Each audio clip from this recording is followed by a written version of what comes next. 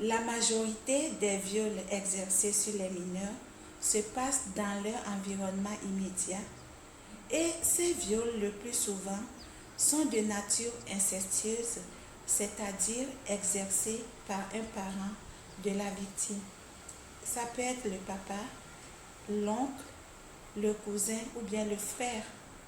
Ce que nous constatons malheureusement, c'est que les liens familiaux renforcent la loi du silence et empêchent la dénonciation.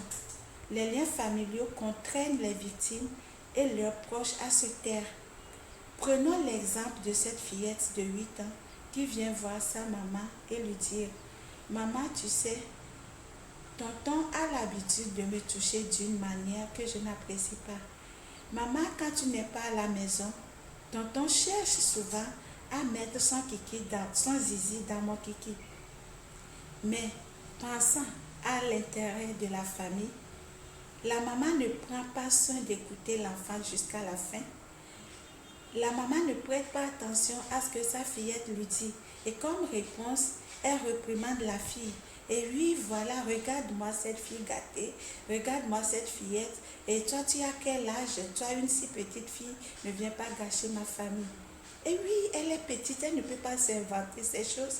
Et c'est d'ailleurs l'occasion pour la maman de s'intéresser à ce que la fille dit. Ça peut aider la fille, ça peut aider à protéger la fille. Si l'agresseur est le parent ou bien un frère de la dame, elle a peur d'assumer de la honte au sein de sa belle famille. Et si l'agresseur est un des parents du mari, là c'est encore pire. C'est pas elle qui viendra semer de la discorde au sein de la famille de son mari. Elle a d'ailleurs peur de perdre son mari. Donc elle se tait et elle fait comme si rien n'était. Elle laisse, en se taisant d'ailleurs, elle laisse le mal continuer, elle laisse le mal progresser et elle contraint sa fille au silence et à la souffrance psychologique.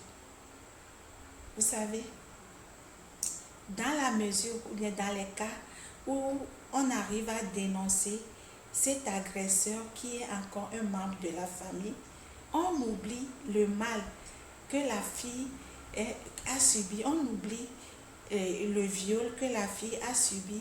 Donc elle est stigmatisée et elle devient celle qui a fait enfermer son papa.